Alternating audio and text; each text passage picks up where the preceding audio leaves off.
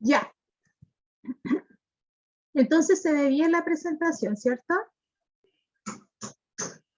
Sí. Ya, súper bien. Comenzamos entonces nuestra clase de hoy día, lunes 7 de junio, ¿ya?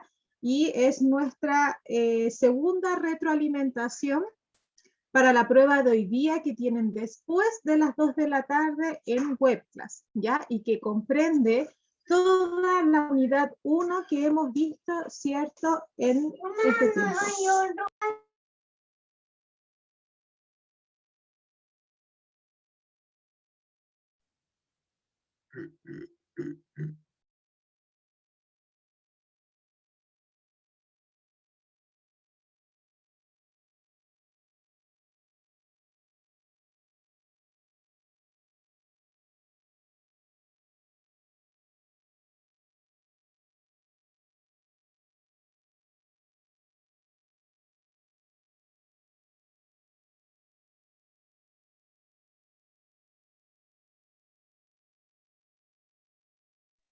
Espera un poquito, vengo al tiro.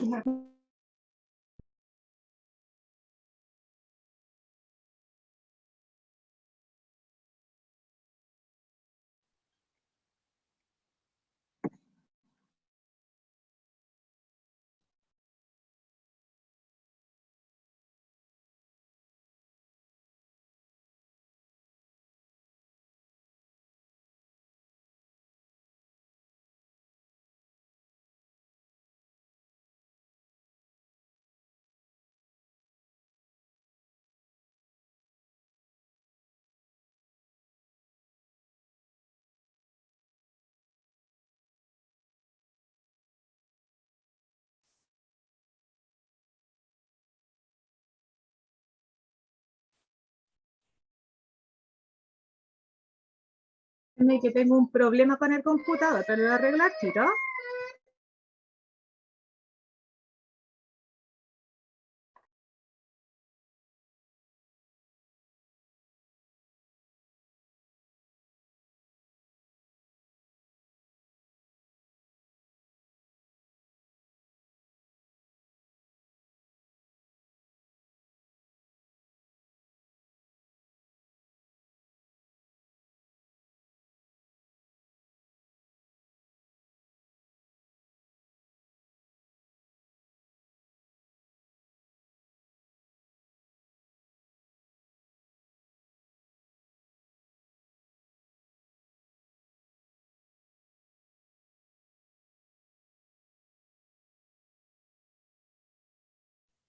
¿Qué ha pasado?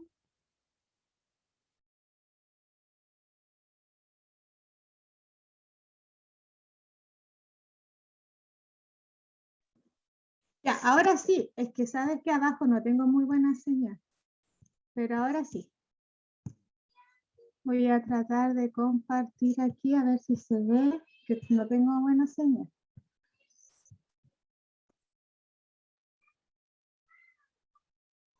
¿Ahí? ¿Pueden verlo bien? Sí, profe, se ve bien. Ya. Ya, comenzamos entonces nuestra clase para ir avanzando, que mi computador no me ha jugado mucho a favor en este tiempo, pero ya se va a pasar esto, voy a poder acceder a un buen computador. Ya, entonces, nuestra segunda retroalimentación tiene que ver en la parte, ¿cierto?, de la narrativa, del género, ¿cierto? En este caso, de ambientarnos también en el romanticismo, pero dentro del género narrativo.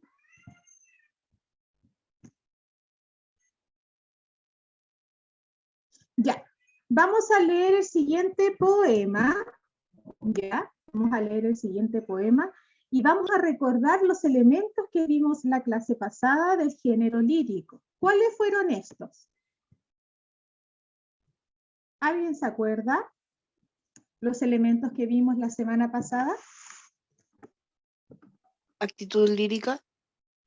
Ya, ¿qué más? El adelante lírico. Y el motivo. El motivo lírico, las actitudes líricas, ¿qué más? Romanticismo literario. Libertad. Ya, romanticismo, las figuras literarias, ¿ya? Entonces vimos los elementos del género lírico: hablante lírico, motivo lírico, objeto lírico, actitudes líricas y figuras literarias. Les dije que espero que tengan ahí los apuntes para poder hacer la prueba después de las 2 de la tarde, porque así es más fácil recordar cuáles son las figuras literarias que tenemos, cuáles son las actitudes que tenemos, las actitudes líricas, qué es el hablante lírico, qué es el motivo. Todo eso lo vimos el viernes pasado y subí los apuntes, ¿ya? Así que antes de la prueba, si quiere descargar ese PDF, está en Classroom, ¿ya? Vamos a leer el siguiente poema y vamos a identificar estos elementos dentro de él, ¿ya? Lo mismo que ustedes van a hacer en la prueba, en la parte de desarrollo, ¿ya? Dice entonces: hoy como ayer, mañana como hoy, y siempre igual. Un cielo gris, un horizonte eterno y andar, andar. Moviéndose a compás como una estúpida máquina el corazón. La torpe inteligencia del cerebro dormida en un rincón. El alma que ambiciona un paraíso buscándole sin fe. Fatiga sin objeto, ola que rueda ignorando por qué. ¿Ya?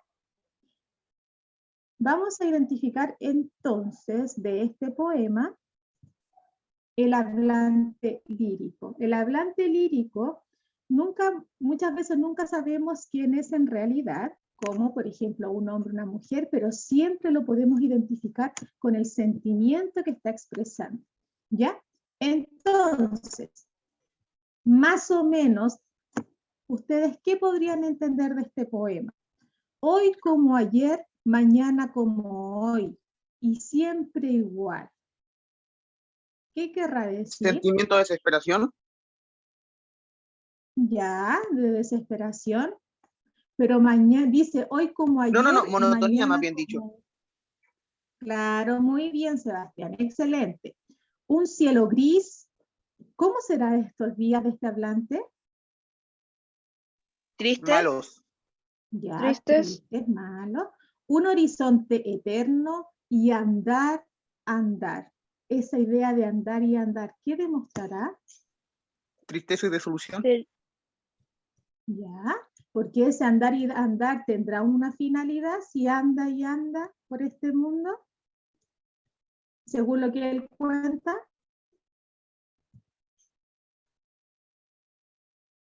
En este caso, vamos a ver. Si él dice, mira, imagínense, hoy como ayer, es decir, ¿hay algo nuevo? No, porque dice que hoy es como el día de ayer. Mañana como hoy, él no espera nada nuevo porque es como que todos los días fuesen iguales, y lo mismo que dice Sebastián, esta idea de monotonía. Y siempre es igual, nada cambia entonces. Un cielo gris asemeja su sentimiento y lo compara con, en este caso, su naturaleza.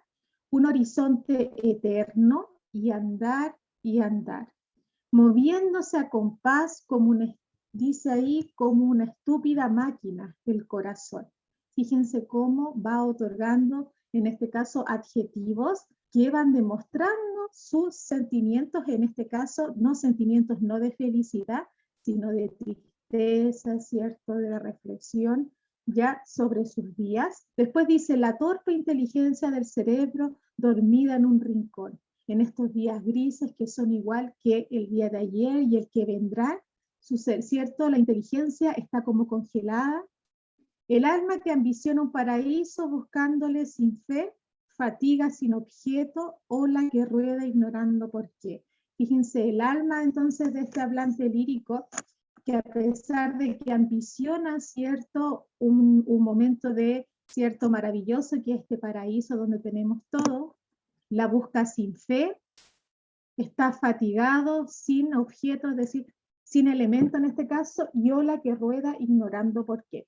Siente frustración porque busca algo novedoso, ya, pero no lo encuentra, ya. Ya, ojo, quiero que sepan aquí, cuando yo digo hablante lírico, cuando ustedes lo escriban, escríbanlo con el sentimiento que está expresando. En la prueba, cuando el hablante lírico está sintiendo tal cosa, ¿ya? Compleméntelo con el sentimiento, pero no me confunda peras con manzanas, es decir, no me puede decir que el hablante es enunciativo o es carmínico, nada que eso, porque eso son actitudes líricas, ¿ya? Cuando estoy analizando cómo se expresa. Pero cuando pregunto por el hablante lírico, por favor anótelo ahí, en la prueba coloca el hablante lírico está expresando y complementa su oración con el sentimiento y me lo explica, puede explicármelo como lo estoy haciendo yo ahora, que se encuentra triste, que su alma está, cierto, paralizada, no tiene sensaciones, no tiene emociones nuevas, etc. Así se responde. Después ya tenemos el objeto lírico. ¿Cuáles son los elementos que le sirven al hablante para expresar sus emociones? ¿Qué elementos aparecen ahí? El horizonte. El horizonte, ya. ¿Qué más?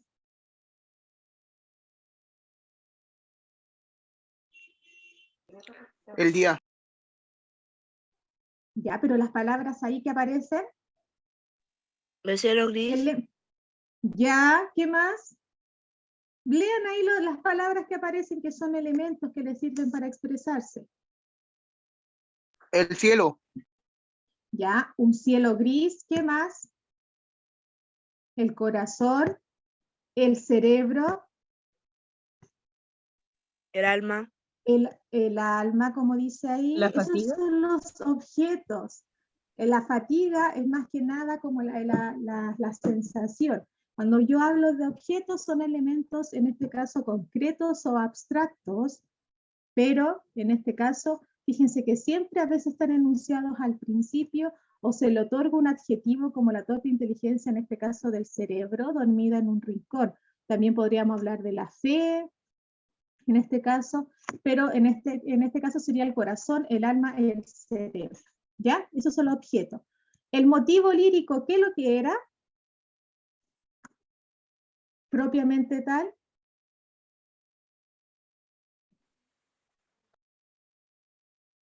Estamos estudiando para que les vaya bien. ¿Qué es lo que era el motivo lírico? Si el hablante era quien hablaba y expresaba, el objeto es quien era, en este caso, era la inspiración del poeta. ¿Qué era el motivo? ¿Por qué lo hacía? No. La idea o emoción. Ya, por favor, grábeselo ahí, anótelo ahí. Hablante lírico, quien expresa el sentimiento. Objeto lírico es, en este caso, el elemento que le sirve como inspiración. Y aquí tenemos el cerebro, el alma, el corazón, ¿ya? Y el motivo es el sentimiento propiamente tal. ¿Cuál es el sentimiento que está expresando o los sentimientos que podrían ahí evidenciar? Frustración. Frustración. Tristeza. ¿Ya? ¿Qué más? Tristeza. Y ahí ustedes pueden complementar con, en este caso, con los sentimientos, porque no solamente hay uno, sino que hay muchos, y ahí ustedes lo colocan. Entonces la prueba, cuando yo les pregunte, identificar en el poema los elementos básicos del género lírico. ¿Cuáles son los elementos básicos? Hablante lírico, objeto lírico y motivo lírico. Y no otra cosa. Después nos vamos a los segundos elementos del objeto lírico, que es la forma, claro, la forma en que expresa. ¿Cuántas actitudes líricas teníamos? ¿Cuántas habíamos? 3. ¿Y cuáles son esas? Enunciativa, apostrófica y carmínica. Ya. Si yo expresaba el sentimiento de una manera ajena, es decir, de manera, en este caso, como casi narrando la idea, pero en sí estoy expresando el sentimiento y lo estoy haciendo en tercera persona, ¿cómo se llamaba esa actitud? Apostrófica. ¿No tiene los apuntes ahí? Enunciativa, muy bien, en Catalina. tercera persona y sería enunciativa. Enunciativa, en tercera persona, dije yo. Y ahora sí expresa los sentimientos de manera dialogal usando la segunda persona gramatical, que es tú, ustedes. ¿Qué sería? Apostrófica. Ya, y si yo enuncio los sentimientos de manera más personal, íntima, usando la primera persona gramatical, que es el yo o nosotros, ¿qué sería? Carmínica. Carmínica o de la canción. ¿Ya? Entonces tengo 3. ¿Cuál de estas 3 prevalece en el poema que estamos visualizando ahí? Si nos cuesta, en este caso, entender el sentido, nos vamos a las personas gramaticales. ¿Hay un él, un ella, hay un yo o hay un tú? Sería como Ya. enunciativa porque también dice en la torpe inteligencia del cerebro o el alma que Ya. ambiciona un paraíso, como que está refiriéndose a él o ella, por así decirlo. Súper bien. Y como dice por aquí también Catalina, es enunciativa porque habla de un algo en este caso y se refiere a él como la o él. El corazón, la torpe, el alma.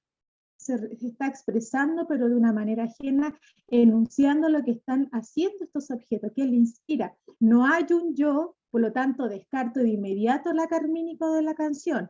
No hay un tú, como en este caso dirigiéndose a un tú, elimino de inmediato la apostrófica y me queda la enunciativa porque está la torpe, el arma. Entonces la actitud lírica aquí se llama enunciativa. Entonces, cuando en la prueba, aparte de hablante, objeto y motivo, ustedes van a identificar la actitud. Y dentro de la actitud son 3 las que puedo escoger. Y no me inventen nombres, porque estos apuntes están desde el viernes. Entonces, yo busco cuál de las 3 prevalece. Y por último, me voy a las figuras literarias. Esta forma particular. Dime, Javiera. Profe, por ejemplo, si usted nos pone un poema, ¿puede haber más de una actitud lírica? O sea, que no solo Claro. esté en tú y ustedes, sino que puede ser nosotros o ella o... Sí, pues en este caso si dice ellas, es enunciativa. Si dice ustedes, acuérdense que las personas gramaticales son las siguientes, anoten ahí. Primera persona gramatical, yo, y el plural, nosotros. Y esa sería carmínica de la canción. Si sería la segunda persona gramatical, el singular es tú y el plural ustedes, y eso pertenecería a la apostrófica. Si existe el él, ella, ellos o ellas, pertenece a la tercera persona gramatical y esa sería la actitud lírica enunciativa. ¿Ya? No es necesario que diga él, puede decir ellas o ellos, ¿ya? Y eso igual pertenece a la tercera persona gramatical. ¿Ya? Ahora lo vamos con las figuras literarias. Teníamos muchas, ya teníamos 3, 4, 5, 6, 7, 8 que habíamos aprendido y que se dividían según, en este caso, las fónicas que tenían que ver con los sonidos, las morfosintácticas que tenían que ver con la parte de la oración, en este caso, si incentivaba la repetición de una conjunción, y las semánticas tienen que ver con el significado, teníamos la comparación, la metáfora, en este caso, la personificación y la hipérbole. ¿Ya? Aquí, ¿qué figura literaria hay? Fíjense. Hoy como ayer, mañana como hoy. ¿Qué será eso? Comparación. Excelente. Y ahí tenemos un ejemplo. Yo solamente pido 2 en el... Y ojo, vuelvo a recordar. ¿Qué poema dije yo que iba a aparecer en el desarrollo de la prueba? Las golondrinas. ¿Y dónde está ese poema? Classroom. En Classroom. Y en la clase que hice el viernes y están los apuntes. Si quiere que le vaya bien, más ratito antes de la prueba, mire el poema y piense qué figura literaria hay. Entonces hay una comparación. Y me falta la última.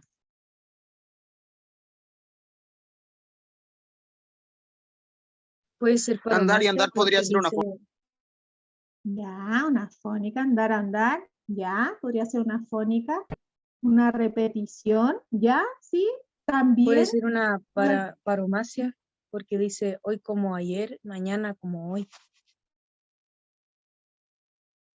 Acuérdate que la paromasia era escribir dos palabras parecidas, eran como los homófonos, suenan igual, pero significan diferente.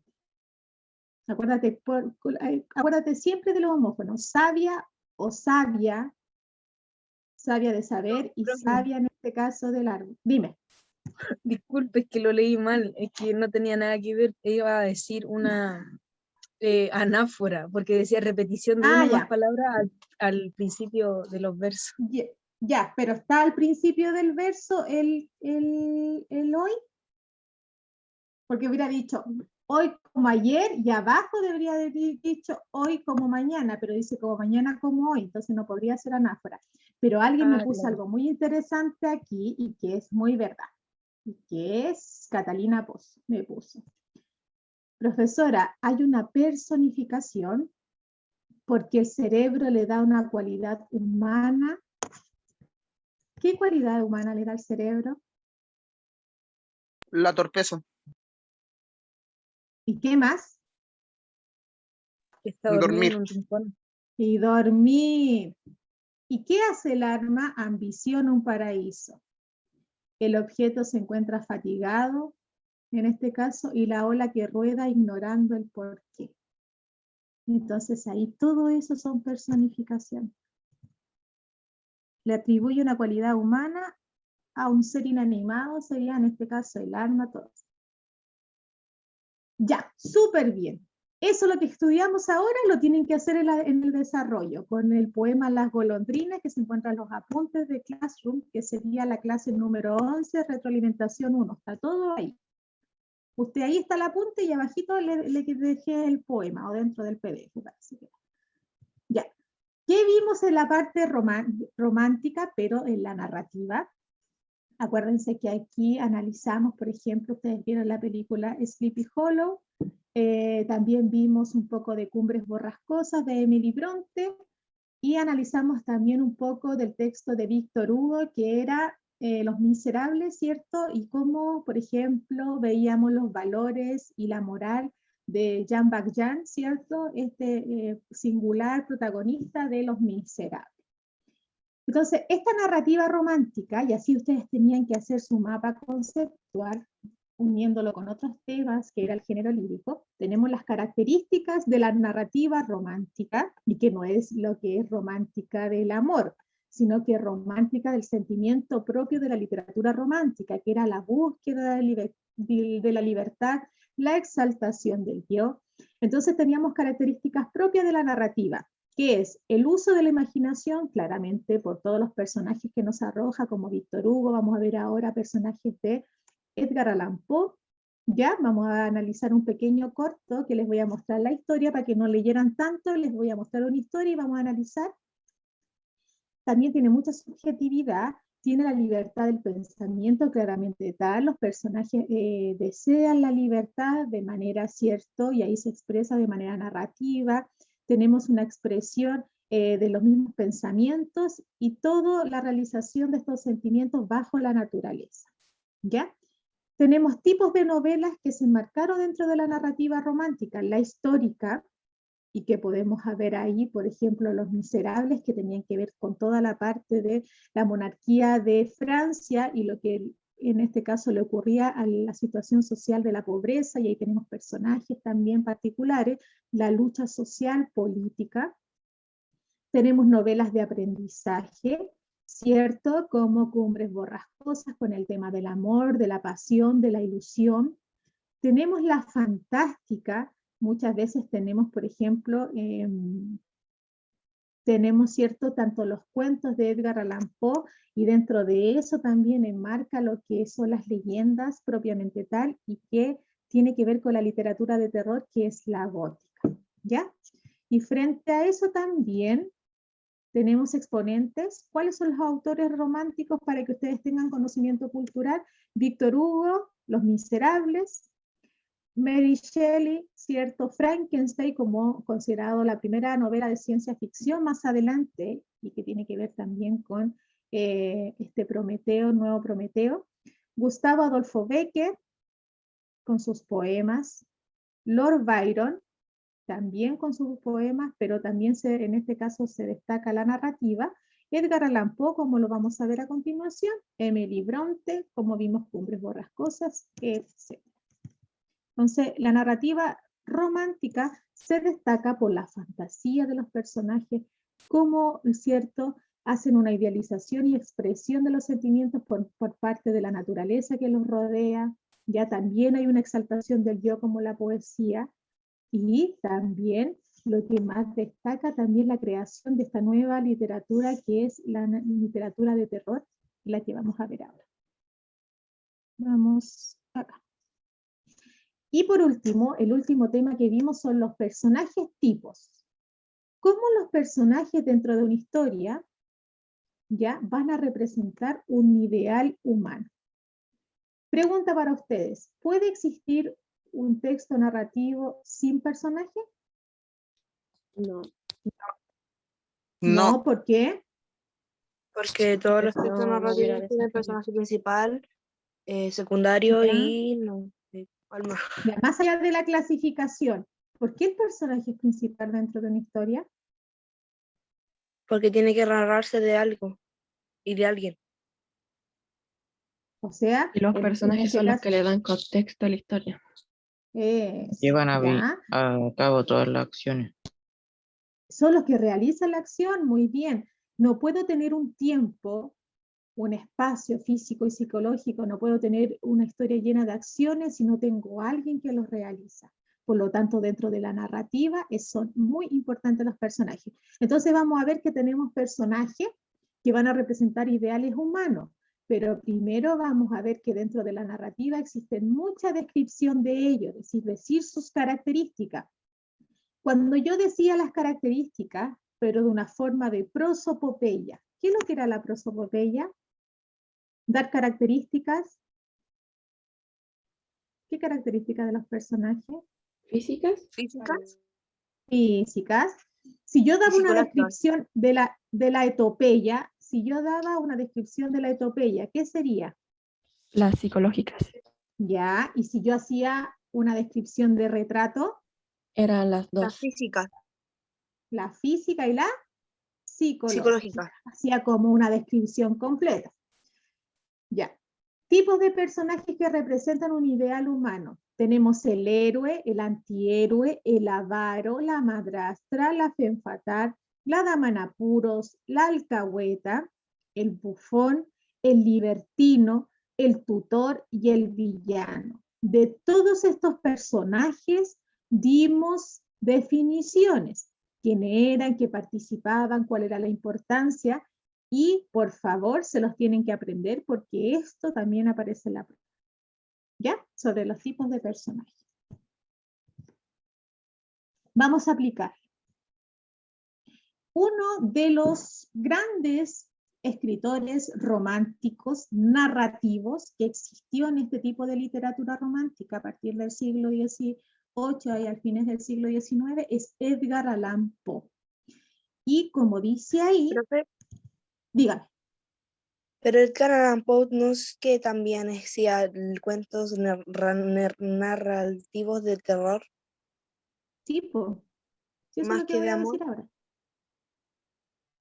Ya, pero eso es lo que voy a decir ahora, porque él es el exponente de la novela gótica dentro de la literatura romántica. Acuérdense que la literatura romántica, por favor, estoy hablando de una literatura de un movimiento artístico y que no es romántica del sentimiento del amor pasional, no. El romanticismo, la literatura romántica tiene que ver con la exaltación y el tema de la libertad, de la creación de la fantasía y cómo se hacen estos personajes. Y aquí nace la novela gótica, que es la literatura de terror, que es algo totalmente distinto. Cuando yo estoy hablando, vuelvo a decir, novela, en este caso que se enmarca en el periodo literario romántico, no es de amor, es del concepto de libertad, y es el concepto que ha trascendido hasta hoy en día y que ustedes lo pueden ver en la televisión cuando salen estas marchas en lucha de la libertad del concepto, por ejemplo, de la mujer, del concepto de género. De ahí nace el tema de la libertad de esta época, de este movimiento artístico y literario. ¿Ya? Y dentro de esto, preocupándose por la exaltación del yo, preocupándose, ¿cierto?, por el concepto de libertad, otros literarios dentro de este mismo movimiento artístico se preocuparon, ¿cierto?, si estoy adentrándome en la expresión del yo mismo, no todo es sentimiento de libertad y no es todo sentimiento quizás de amor pasional, sino que muchas veces nosotros tenemos un lado oscuro, como por ejemplo vivir la soledad, vivir el terror, vivir el miedo, vivir la desolación, y que también eso tiene que ver con la exaltación del yo, y por eso surge este tipo de narrativa terrorífica, porque a través del miedo nosotros experimentamos también la sensación de libertad, ¿ya? Y por eso surge esta novela gótica. Entonces, Edgar Allan Poe, dentro de este movimiento artístico literario llamado el romanticismo, es el escritor, poeta y crítico y periodista romántico estadounidense, generalmente reconocido como uno de los maestros universales del relato corto, del cual uno de los primeros practicantes en su país fue renovador de la novela gótica, porque hubo antes de él, dentro del movimiento literario romántico, hubo otros escritores, pero no tan buenos como él, y fue recordado especialmente por sus cuentos de terror. ¿Por qué Edgar Allan Poe escribía cuentos de terror? Le pasaba, ¿se acuerdan cuando leímos Cuentos de amor, locura y muerte de Horacio Quiroga? Que Horacio Quiroga le pasó tantas cosas en su vida que él hizo una introspección de su vida y trató a través de su propia literatura exponer las vivencias que tuvo. ¿Se acuerdan que él tuvo muchos casos de muerte en su vida y creó este libro? Lo mismo le pasó a Edgar Allan Poe. Tuvo desilusiones amorosas, fue una persona, cierto, que quizá tuvo problemas psicológicos en ese tiempo, ¿ya? También fue una persona muy introspectiva, que no, en este caso no tenía mucho contacto social. Entonces, a través de toda esta meditación profunda de su yo mismo, lo plasmó a través de estos cuentos de terror, ¿ya? Y que están principalmente identificados con su forma y experiencia de vida. Y vamos a ver un cuento de él que se llama Eleonora, ¿ya? Y que tiene que ver, y también tiene características del romanticismo, ¿ya? Y ustedes me van a decir cuáles son, y vamos a rellenar un cuadro después comparativo. Vamos a escuchar, y quiero que presten bien atención de qué se trata la historia. Voy a sacar el chat aquí, me voy a correr aquí para el lado, y vamos a escuchar. A ver si sale.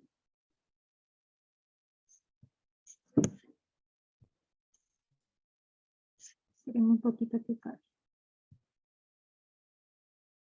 Un cuento bien particular, ¿ya?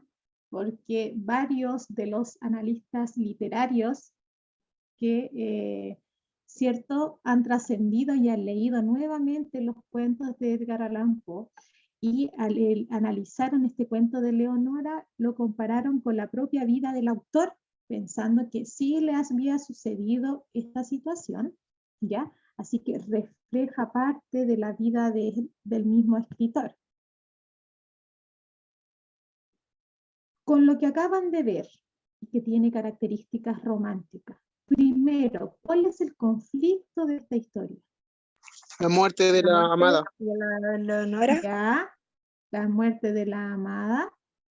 ¿Qué más? ¿Y qué produce ya? Pero la muerte de ella, ¿y qué conflicto va a producir? ¿Qué le pasa a Blake? La tristeza. La tristeza. Dígame, Clarisa. No, nada. Ya. ¿Qué más? ¿Qué me iba a decir? ¿La tristeza? La frustración, el enojo. Ya, pero ¿qué le pasó a Blaze? En este caso estaba frustrado por la muerte de su amada, pero ¿qué hace él en la casa? ¿Por qué está ahí? Está porque no quería abandonar el cuerpo de su amada. Ya, Y el monstruo dice que se iba a apoderar de él para que él se fuera de ahí. ya. Muchas veces sucede cuando uno se arraiga mucho al recuerdo de una persona que ya no está. Y eso también quiero reflejar esta idea de que nosotros a veces no queremos marchar de un lugar porque sentimos que vamos a ser egoístas si no vamos de ahí porque nos vamos a olvidar de esa persona. Existe gente que piensa eso, ¿ya? Pero nosotros sabemos que por donde nosotros estemos, solamente al recordar a esa persona va a estar con nosotros y que no es algo que nosotros lo vamos a recordar por algo material o por estar en el lugar donde estaba esa persona. Entonces, también otra forma y otra historia que tiene que ver con esta, y que es que esta historia, porque yo saqué un extracto del cuento de Edgar Allan Poe, que es en este caso Eleonora, esta historia, ¿por qué ella se muere y por qué él decide en este caso olvidarla y después volver? Dice ahí, narra la historia del amor de un hombre y su prima. Ella era la prima de él, llamada Leonora, en un lugar paradisiaco. Ella, sin embargo, como estaba enferma y antes de morir, le hace jurar a Blake, en este caso al protagonista, que nunca abandonará el Valle Encantado. Pero él, como sabemos, al pasar del tiempo se va a enamorar de otra persona. Entonces, este fantasma, que es Eleonora, va a ir en busca de Blake, ¿cierto? Y visita a este personaje y bendice la nueva unión, liberándolo así de su promesa. Por eso ella no quería que él volviera a la casa donde estaban antes y que él, ¿cierto?, estuviese aprisionado y triste, ya porque ella estaba muerta, porque ella quería que siguiera realizando su vida, por eso lo libera. Entonces también nos invita esta historia a seguir leyéndola. Si ustedes quieren seguir leyéndola, está en la web y buscan Cuento Eleonora de Edgar Allan Poe, y es un maravilloso relato gótico dentro de esta literatura romántica. ¿Cuáles son los personajes principales de esta historia? Eleonora y Blake, creo que se llama. Blake, que sería en este caso el narrador. El narrador es un hombre que sufre la pérdida de su amada y que lucha contra el destino para no olvidarla. Y Eleonora es la amada del narrador, una mujer que deja muchos recuerdos en él. ¿Cuáles son los tipos de personajes que representan? El narrador es el héroe, ¿cierto? Que así lo narra y lo vamos a ver en todas las descripciones si algún día seguimos leyendo este cuento, ¿ya? Porque él quiere seguir teniendo este amor, ¿cierto? Profundo, y no quiere olvidar, ¿cierto?, a Eleonora, y Eleonora es como la dama en apuros que cuando vamos a ver en el lecho de muerte, Blake quiere a lo más salvarla. ¿Ya? Sí, el narrador es omnisciente, pero cuando pregunto, Catalina, por el tipo de narrador, me estoy refiriendo, o sea, el tipo de personaje me estoy refiriendo, si es dama en apuros, la madrastra, el antihéroe, todos los que vimos. A eso me refiero con el tipo de narrador. O sea, con el tipo de personaje. Cuando digo tipo de narrador, sería omnisciente, observador, protagonista, pero ahora estamos viendo los tipos de personajes. ¿Y qué características románticas dicen ustedes que tienen este texto para ir terminando? El amor entre ellos, el no olvidarla. Ya, o sea, el amor idealizado y sufrido que tienen muchas veces estos personajes románticos de la literatura. ¿Qué más? La exaltación de los sentimientos. Ya, porque muy él bien. juró que no la abandonaría y él al final se salió enamorando de otra, entonces como que se sentía culpable, por así decirlo. Eso. ¿Qué más? Hay algo bien característico de romántico ahí. Están en la naturaleza. Ya, o sea, pueden ser en este caso los personajes fantásticos, en este caso este fantasma sobrenatural, pero algo más que tiene que ver con el tema. ¿Es un relato gótico? ¿Ya? El amor, pasión y emoción. ¿Qué dice La ahí el muerte como relato? Exacto. Dice que Blake, en este caso el narrador de esta historia, que está, él no le tiene miedo a la muerte. Y eso pasaba con los románticos. Ellos no le tenían miedo a la muerte. La muerte era como un paso más allá de la vida donde podías reencontrarte con la persona amada.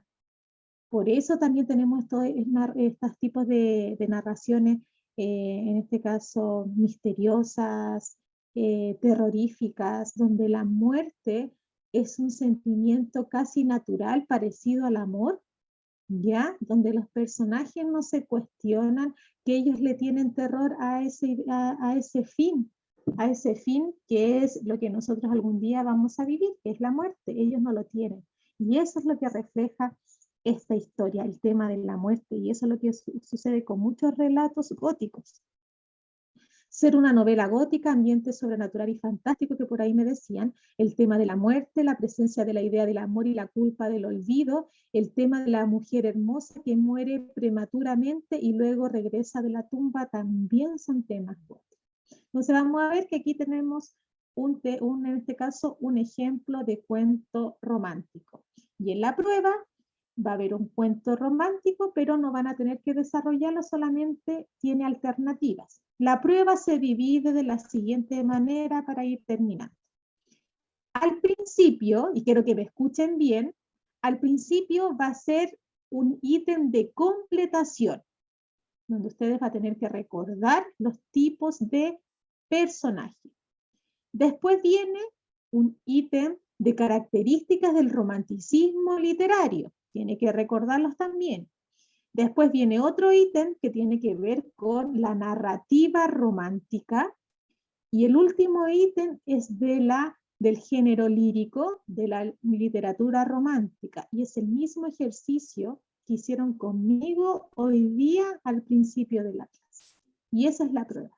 ¿Ya? Entonces hay que retroalimentar tipos de personajes, características del romanticismo literario, que están los apuntes en la clase del viernes, características de la narrativa del romanticismo, que la que vimos hoy, voy a subir al terminar ahora que tengo con los cuartos medios, después lo subo alrededor de las 11, voy a subir este PDF para que lo tengan, y terminamos con los elementos del género lírico dentro del romanticismo, que es hablante lírico, motivo lírico, objeto lírico, actitudes líricas y figuras literarias. Y esa es la prueba. Espero que les vaya excelente. Como siempre voy a estar pendiente del celular a partir de las 2 de la tarde, si tienen dudas, igual que el correo. ¿Ya? Eso, chiquillos. Vamos a